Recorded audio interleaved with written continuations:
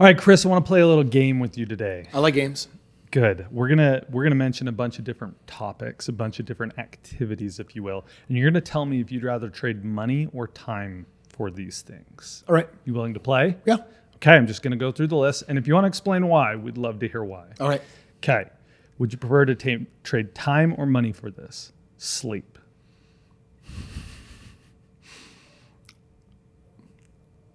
Money. If you could buy sleep, you would? Yeah. What would you do? Just get more time. Just learn, play, make more memories, have more fun, connect more, build more stuff. Yeah. Hey, invent that app where we can trade money for people to just buy sleep. I have a funny feeling that every answer of mine is going to be money. It's going to be interesting. Like sex, I definitely would only trade time for that. Right? Okay. Like I don't want to outsource my wife. Okay, that was coming up next. Oh, Let's okay. keep going. Your health. Time or money for it? Time. Yeah? Yeah, not money. You like the time spent. So here's the weird thing. In business, I can arbitrage money all day long and hire out and delegate people to do stuff for me. But in health, it doesn't really work that way. I can have someone do my meal prepping. Okay, so I can save a little time on my food prep. But can you really buy someone going to the gym for you and working out for you? You can't, but if you could, would you? No, I think I gain too much from both the social experience and the mental fortification. So working out is a huge mental game. And so I'm reinforcing all sorts of new levels of positivity. And it's a very nuanced game where I'm trying to beat last week's set and I'm going for 20 or 30 PRs. I wouldn't want to shortchange that with money. I actually really enjoy having the experience. Travel. Time. Like I live to travel. Like if it's this is 10 years ago for Christmas, I made my wife this very, very special gift. And it required me to go through the first decade of her life, 10,000 pictures, and basically find the top 100 memories. And it took me like 5.5 hours to go through 10,000 images, click, click, click, click, click. 5.5 hours later, I finally narrowed it down to the top 100 memories of my life over that first decade with my wife. 91 of the 100 top memories were taken while travel. We were traveling somewhere in the world when this favorite memory came to be. And I learned something from that. It's very difficult to create amazing memories that stand out in the everyday mundaneness or the everyday pattern of life. So ever since that happened, my wife and I, we travel all the time. Like I feel like we travel sometimes monthly. Like we're always going somewhere to make a memory because beyond money, which no U-Haul goes to heaven, like what are you going to want in the end? I think that you're going to want memories and who you became from the choices that you made in life. That's the only currency that will matter in the end. Okay, time or money, dress and appearance. Mm-hmm. I think it's kind of both. When I was in Vegas with Russell Brunson and his number one, personal shopper, Bart Miller basically dressed me to the nines and taught me how to speak on stage and how to do it. And I'm not going to lie, I actually enjoy the process of shopping. That's different than a lot of people actually enjoy it. And I enjoyed the social experience of who it was with. But it was a way better experience because Bart Miller's not cheap. And he was a buddy to me in that moment, but I know the size of check I would have and should have had to write for that experience. I tried to ease my guilty conscience by giving him a ride on my private jet. Cars, your apocalypse, driving. Jeez. Money all day long. I don't drive. Yeah. Like I don't like to drive. I don't enjoy it. If I am driving on a racetrack, I'm game. If this is like Baja, like driving in a 4x4 vehicle, I'm game. If this is commuting, I'm out. So you'd love to just swipe a card and appear where you need to be. 100%. 100%. You don't need the drive. Yeah. Which is, by the way, I also only come to work usually once a week, maybe sometimes twice a week. And people are like, Kris, we love it when we see you work. I'm like, oh, if I could just snap my fingers and not do the commute thing, I'd probably be here more because I'm kind of stingy on I'm stingy on that weird thing called commute. Yeah, because you value your time more than...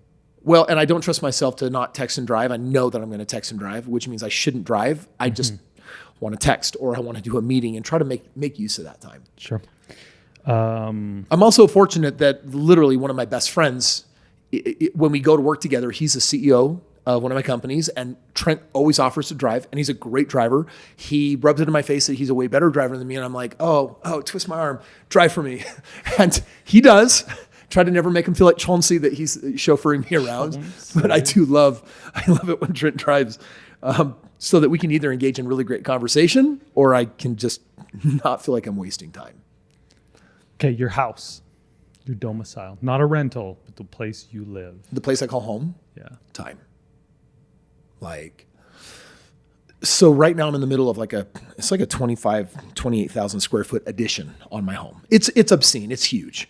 But it also is future-proof for everything that I could ever want based on my lifestyle that actually produces and cultivates the most out of me, right? Like it's a full-blown spa, rec center, indoor pool that elevates and disappears, and it's got a racquetball court, 3,000 square foot gym. It's got a 4-story climbing wall. It's just stacked. It's got a Zen room. It's got everything in it that I've proven to use to elevate my life. And what's odd about me today versus a decade ago is a decade ago, you would have seen a Kris Krohn that works 80 to 100 hours a week.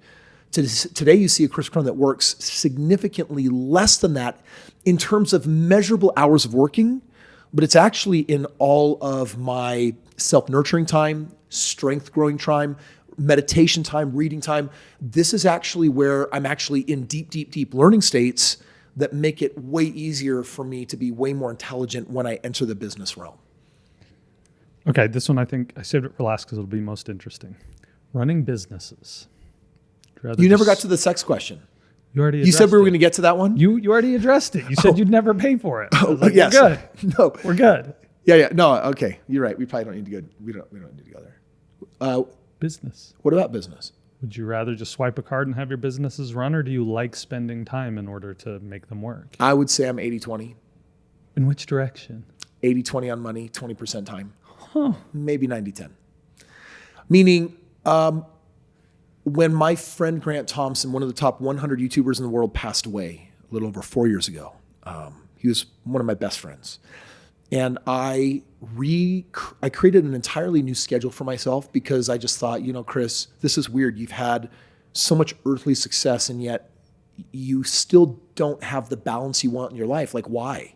Like, you have every reason to have all the balance you want. Why aren't you giving yourself permission? And I ended up creating a very different schedule. And what I found for me is there is a perfect amount of hours every week that when I work, I feel lit up, amazing, excited.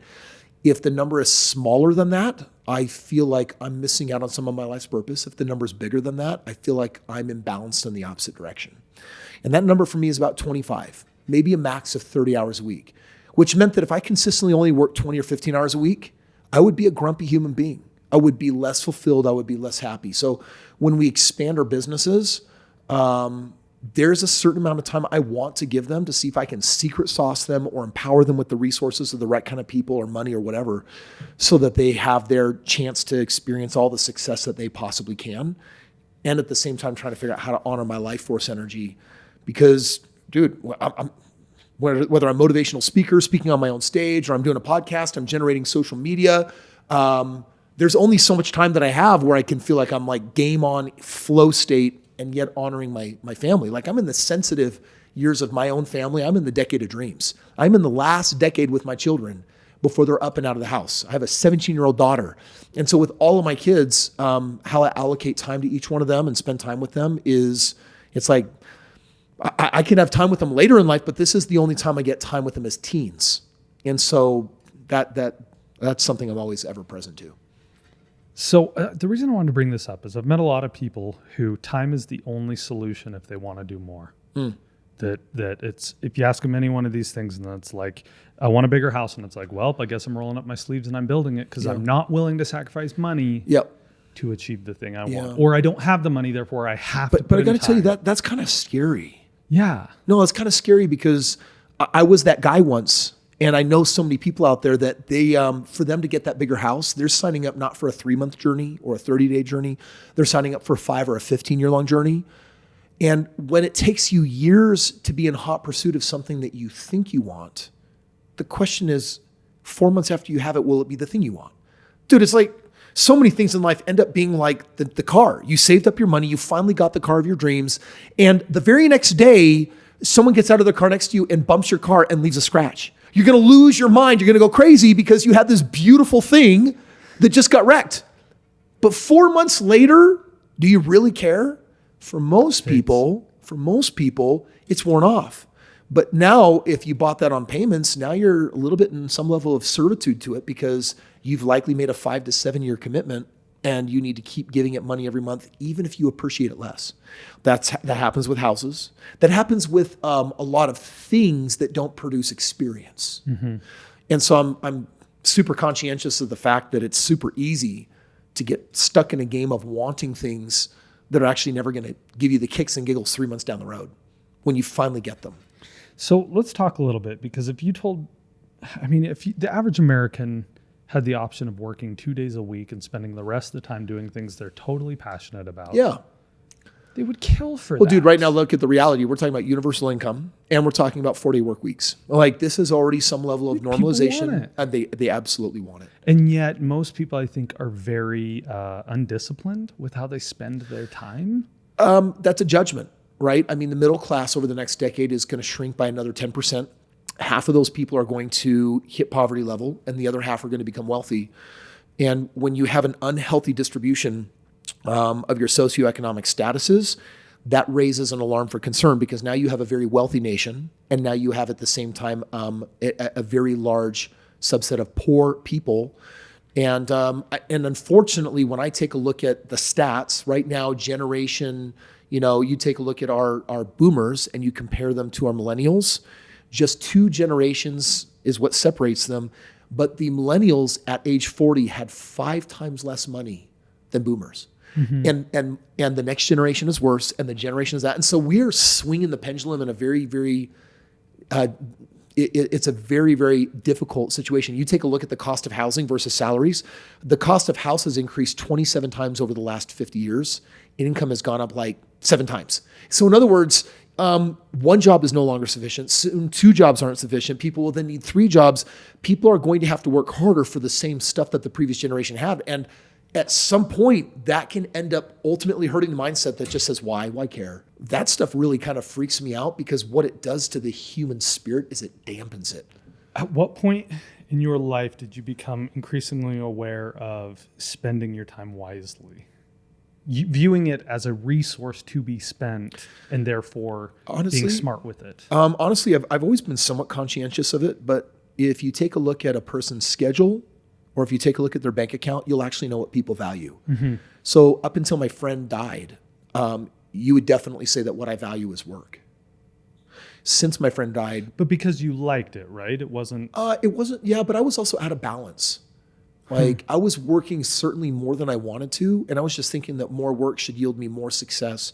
We don't just work for money, entrepreneurs. Entrepreneurs will work for significance, status, will work for the accolades. What? Serial entrepreneurs, it's an addiction. Oh, it can be. I mean, it's exciting to create. It's like creating value in the world that doesn't exist is its own high. It's its own heroin. It's exciting. It's thrilling to be able to, defeat the odds and to do something like that. But I was out of balance. It was after my friend died that I started looking at my finite bucket of minutes differently. I'm like, every day I have 1,440 minutes. Every week I have 168 hours. And the way that I'm chopping that up, I said, Kris, instead of being in your routine and trying to slightly move the needle to improve it, start from scratch. And for anyone that's listening, if you're a successful entrepreneur, like, pull out a scrap piece of paper and say, you know what? Can you just show me, if you could give yourself permission, what your most ideal life would look like? After that happened, I became very passionate about my wife not doing a lot of the housekeeping and cleaning anymore. We hired an organizer. After that, we hired someone to do our meal prep and our food. I started, because my life, I only do what I love, I extended that to my wife. And I said, well, if I love you, why wouldn't I want you to have the life that you love? So let me free you from these burdens. Because when I was free and I started having all this time to spend with her, guess what? She wasn't free from being able to spend the time with me. So we both had to go on this journey. And so in the game of balance, I designed a world that was perfect for me. I wake up at 4 a.m. and I have a 5-hour routine. It includes reading books. It includes meditation. It includes cardio. It includes lifting weights, time with my wife, and time with my kids. And all of those are essential before a normal day actually begins. So my mornings are this coveted special time. Even like next week, I'm taking my jet out for my birthday with my wife with some friends to go do something really special. And I said, hey, let's leave at 9 a.m. And she said, Kris, it's kind of a special day. Could we leave early? I said, no, that's gonna eat into my morning routine. I don't care what the speaking engagement is. I don't care how big the opportunity is. Nothing messes with my morning. Same thing like my nights. Unless I have on rare occasion an event or a webinar, my nights are always given to my family. Used to not be that way. Then it's during the day. I'm like, I know when my brain is working, when I turn the switch on and I flip it and I am in work mode, but I also know when I turn it off because it's time for me to be dad, or it's time for me to be husband, or it's time for me to be servant leader, helping someone else in the community. So I got really rigid on this game of balance of, all right, have it all means 4 things. It means that you are living your most spiritual life, your most financially successful life, your healthiest life, and your greatest love life. And love in all 4 of these areas is spelled Time. And so I had to reverse engineer, how much time do I need in all 4 of these? How much time do I need to give to spirituality, to God, to connect? And I do 40 to 60 minutes of meditation a day. And meditation is just a different way of saying a very long conversation with God and myself.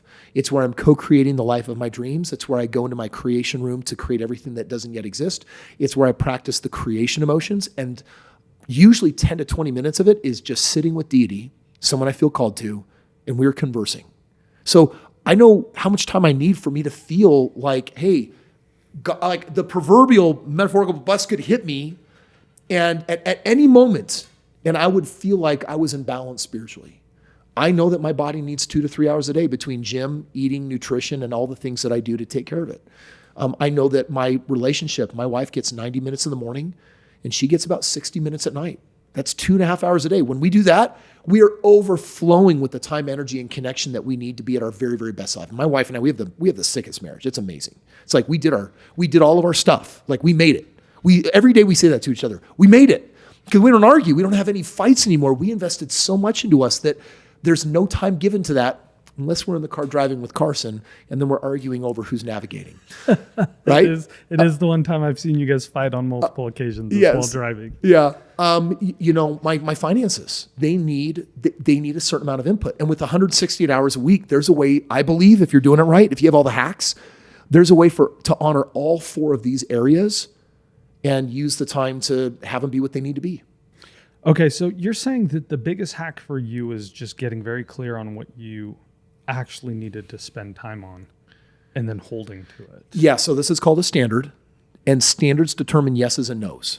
So your entire life and all of its results really come down to 2 words, yes and no, and never anything else. Mm-hmm. Everything else is potpourri. There's just yes and there's no. Everything is binary.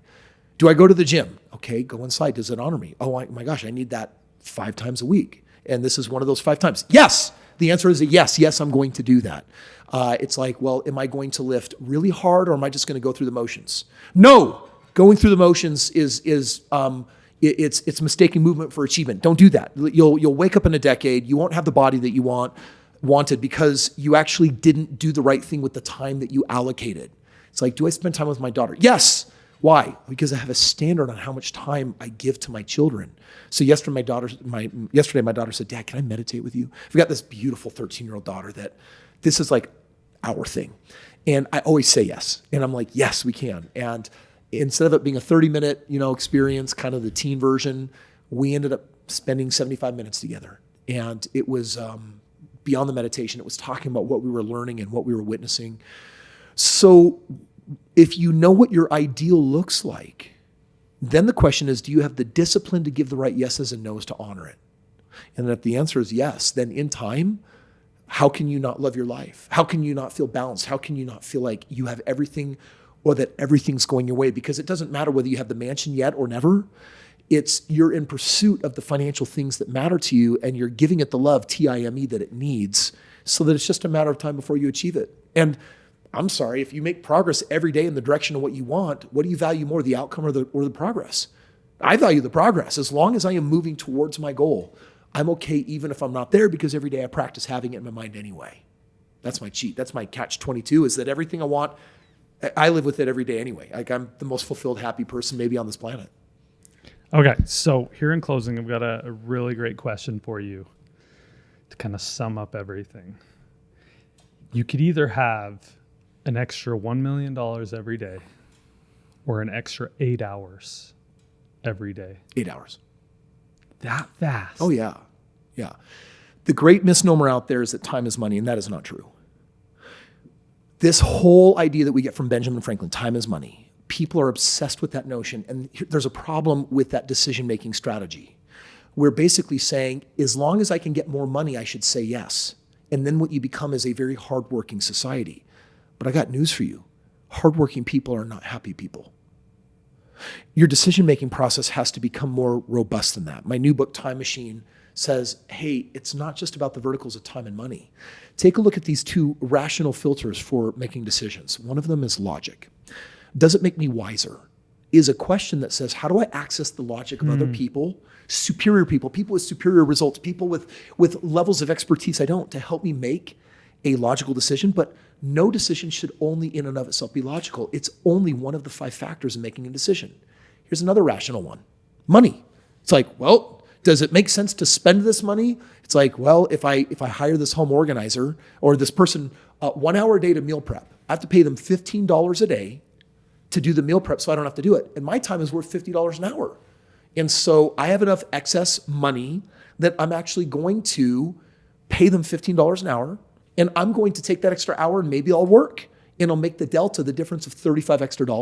Or maybe I'll just use the time to enjoy my life. Maybe I'll sit down with my wife and actually enjoy the meal with her, right? I'm at choice when I do some of this level of delegation. So money is a vector, but it's also not everything. If money is everything, if you're only focusing on what makes you wealthier, then where does that leave you? Then that leaves you playing a money game. So it can't just be what makes me wiser, and it can't just be what makes me wealthier. There are 3 additional factors that I think are highly irrational, but they lend itself to the fulfilled life. And one of them is what I call joy quotient. How much joy? What is the emotional cost of this choice? Do you know how many people make choices that are miserable to them for money? Every day. Or they make choices that are logical that make them unhappy? And it's like, okay, cool. So you like, tell me, is the purpose of your life to be smart, to feel smart, to express intelligence, or is it to be happy? For me, I think happiness and joy are a part of fulfillment, right? Here's a 4th one that's also irrational. Intuition. Does it feel inspiring? Have I weighed in with my own intuition, which for me is actually accessing the storehouses of wisdom from God? It's like, we are all connected to a greater divine. For those that believe that, I know that for myself. And when I am connected to the divine and I close my eyes and I ask my question, I go deep within, I get a leaning answer. I'm going to lean left or right. It's going to be a yes or a no.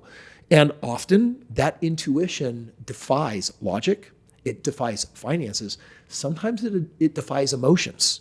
So now we have 2 rational, we have 2 irrational. And all of a sudden you start getting this idea that, okay, so to value time means then to understand what you value at a subset to make the most of it. And if it's just logic and money, that's going to leave you in one direction. My 5th and final lens is what I call energy. Every choice either vampirically sucks the life out of you, or it actually creates a greater abundance of energy. So when I choose something that I'm excited to do, I go into it with greater energy. When we say yes to things that we're not excited about, it sucks and pulls the energy right out of us. So these 5 filters I use in making my decisions that ultimately help me answer this question: what is the highest and best use of my time? Now, that's a question I'm obsessed with. That's a question I ask every single day, multiple times. And ultimately, that is what's freed me up from a very 2-dimensional life built around logic or money, when that robs you of the richness that is available to each one of us when we go deeper and alter our value system, figure out what our standards are, and then we hold to them.